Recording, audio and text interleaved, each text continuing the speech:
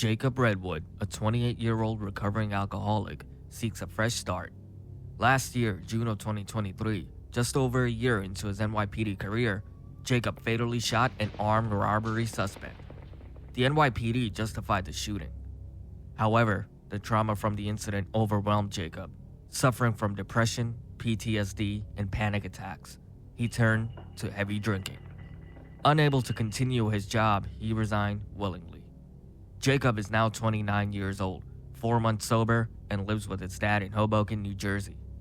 He got a job working as an armed security guard at a CVS nearby. Jacob drives Uber on the weekends to save up enough money to move out. A 29-year-old man shouldn't be living with his dad, he thought. Finally, after 6 months of hard work, Jacob saved up enough money to move out. He found an affordable studio in a rundown neighborhood in West New York, New Jersey through Facebook Marketplace.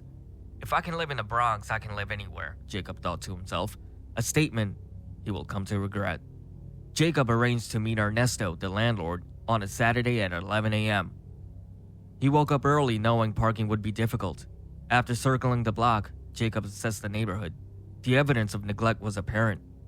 The streets were riddled with potholes, making the drive through the area an obstacle course of dips and jolts. Sidewalks cracked and uneven, with weeds pushing through the gaps. Graffiti stains the walls of buildings, some of which are boarded up, their windows shattered. Local businesses, if they still operate, appeared tired and worn. Their signs faded and lighting dim. They struggled to bring in customers. Small corner stores with dusty shelves and flickering fluorescent lights carry a meager section of goods, an indication of the economic hardship faced by the community. The air carried a mix of scents, from the pungent odor, a waste of the tantalizing aroma of home-cooked meals, wafting from open windows.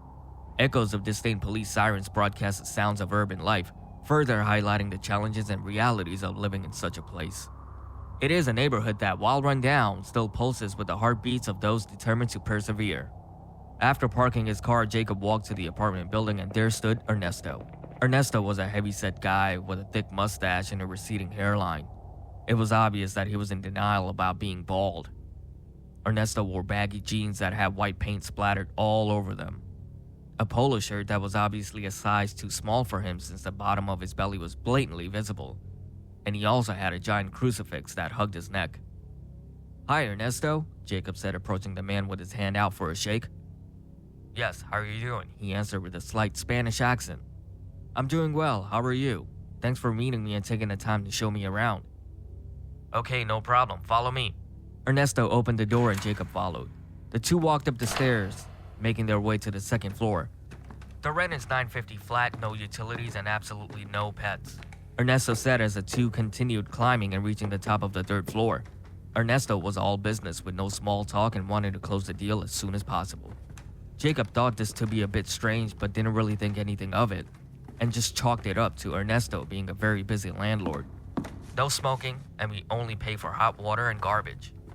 They continued as they finally reached the top of the fourth and final floor. Ernesto opened the door to the hallway and Jacob was immediately confronted by a strong odor of mold, incense, and fresh paint. "Don't mind the smell. We are 2 days away from cleaning everything up, and once we get the priest to bless the entire floor, it will be ready for you to move in," Ernesto said as they reached the apartment 405. Blessed by a priest, Jacob thought to himself. He wanted so badly to ask, but figured that Ernesto, being a religious man, did not want to offend him in any way. Jacob wanted this apartment badly, so he couldn't risk his chances by asking any sensitive questions. He didn't care where he moved, as long as it had a working bathroom. Ernesto finally opened the door to the apartment. The room was hauntingly silent, its atmosphere thick with an overwhelming sense of finality. The walls, once a pristine white, now bore a stark contrast as they were adorned with dark, foreboding stains. A single window, partially open, allowed a feeble ray of light to penetrate the otherwise suffocating gloom. The air in the room was heavy, tinged with the metallic scent of blood and the muffled sounds of distant sirens. As Jacob stepped into the room, it became clear that it was a space where hope had been extinguished, and the echoes of a broken soul lingered in every corner. Jacob couldn't figure out what it was about this room that gave him such an intense and overwhelming feeling of despair and death, but he knew whatever it was, it'll make itself known sooner rather than later. 2 weeks later, Jacob was all moved in and ready for a fresh start. He got promoted to a supervisor at a CVS job, which meant he no longer had to do Uber as a side gig. What Jacob loved more than anything in the world right now was to come home to his own space. He mounted a 42-inch TV, added a blue and white rug to bring the living and bedroom together, and managed to squeeze in a floor lamp. The lamp's bright yellow light created an illusion of more space. Jacob had a brown pull-out couch, but mostly slept on it without unfolding. Although Jacob suffered from severe insomnia, he was finally able to get a good 6-7 hours of sleep every night. The only thing that would keep him up were the occasional sounds of police sirens outside, combined in the walls creaking and movement that would go on in the downstairs apartment. Jacob didn't think anything of it. He was just happy to be on his own. One Thursday night, as Jacob was getting ready for bed, he heard some running footsteps coming from the downstairs apartment. This was odd, he thought, because the noise isn't usually that loud.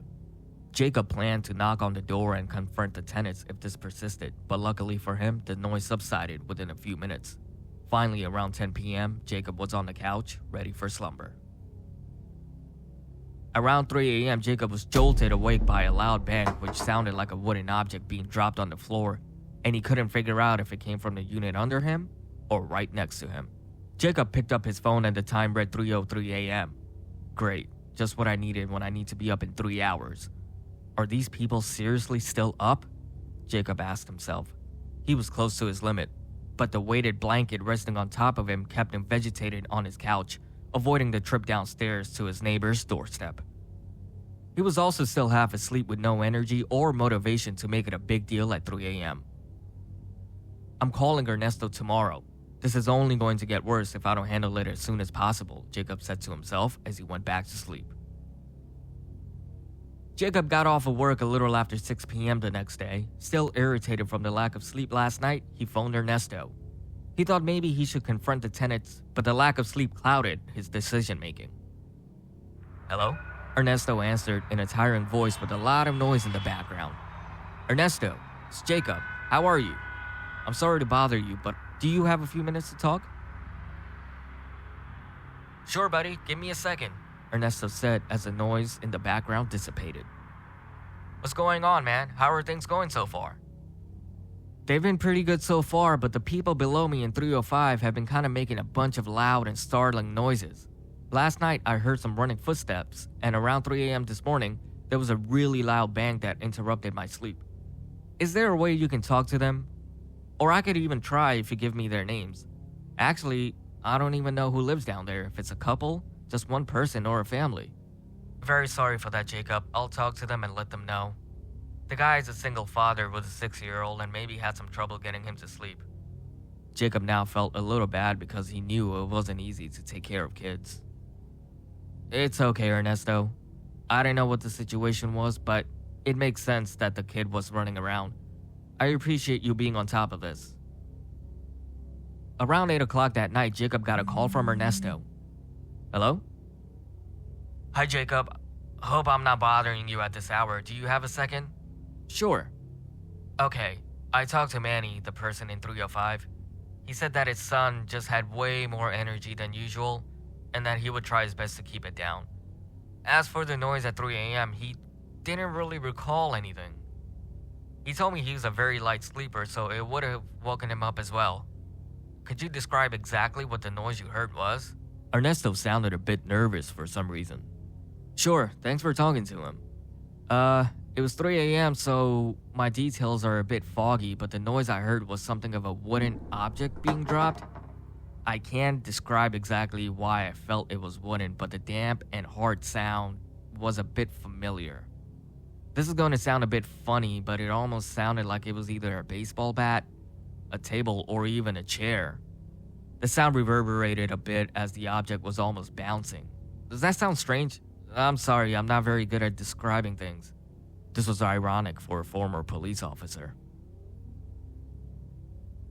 There was a long pause as if an hour had passed with both Jacob and Ernesto not saying a word to each other. Hello?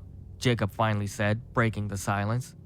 Sorry, I'm still here. I wasn't really sure what you were talking about until you said that it maybe sounded like a chair dropping. How could that be possible that you can pick out a chair specifically based on the noise alone? Ernesto wondered, now sounding curious but also a bit scared as his voice was shaking a bit now. Well, as I said, I wasn't 100% sure that it was a chair, but it was just an example. Why? Jacob wondered. The thing is, Jacob, a couple of months ago, my sister Marie hung herself in that apartment. That's why we were having the sage and blessing the entire building, but specifically that floor and that apartment in particular. That's why we were waiting so long to have you move in. I'm sorry this wasn't talked about before, but rest assured this apartment should be safe of any and every spirit. The priest assured us that the ritual was a success. Speechlessness is just one of the many words to describe what Jacob felt. He felt his heart drop down to his stomach. Shock and disbelief washed over him. The air seemed to thicken, and each breath was harder to take than the last. Jacob felt his pulse quicken and a cold sweat broke out on his forehead. The room around him blurred as he tried to process the words that he had just heard. Ernesto's voice, tingled with guilt and sadness, explained the circumstances. His words echoed in Jacob's mind. The connection was too much to bear. The weight of the revelation pressed down on Jacob's chest, making it hard to breathe. It was no wonder Jacob was feeling the sense of urgency the second he walked into his apartment for the very first time. In the days that followed, Jacob just found it difficult to shake the feeling of being watched, the sense of an unseen presence lingering in the shadows. Sleep eluded him, and a constant anxiety gnawed at his peace of mind. He questioned every creak and footstep he heard, the paranoia gripping him tightly.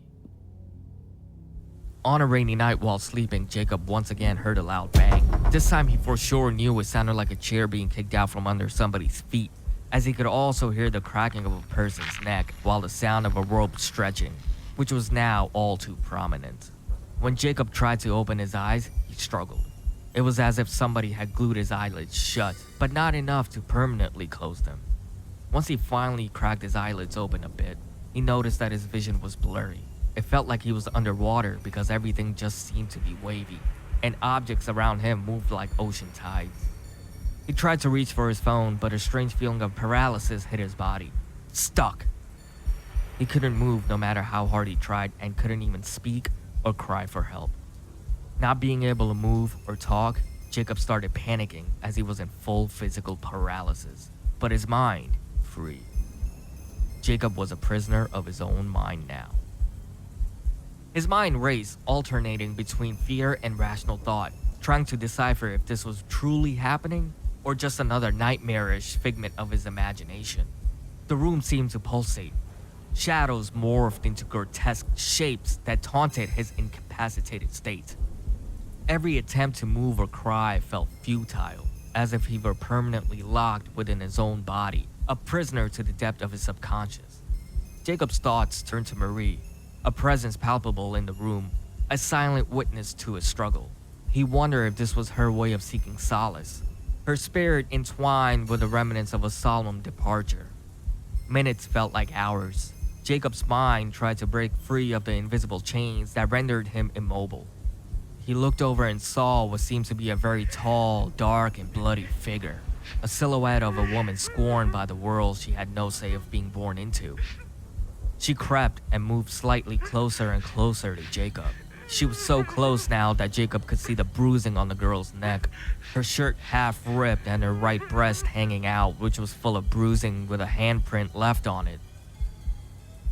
Her face cut up and dripped with blood. Her smile widens and her lips cut onto both ends of her mouth, lips cracked, some teeth missing. The cuts on her wrists indicate that she had tried many times before to leave this world. Her gaping smile now turned into a frown of a woman scared for her life with panic-stricken eyes. She was now crying and trying to move her mouth as if to formulate a sentence. Jacob couldn't hear her words, but it seemed like she was pleading with someone to stop. Jacob could smell the iron of the blood lingering in the air as she drew closer to him, with both of her bloody hands and broken fingernails reaching for his neck. Jacob, now fully paralyzed, couldn't find it in himself to even let out a scream. He was now convinced that this demon was Marie, obviously still not at peace and wanting him dead. Unable to move, Jacob started breathing deeply and slowly, calming his heart rate down, but now felt the cold grip of Marie's hand around his throat. Her tears fell on his face, and he was still unable to move or speak. This can't be real, Jacob thought. He started to close his eyes and accept his fate and began to breathe even deeper.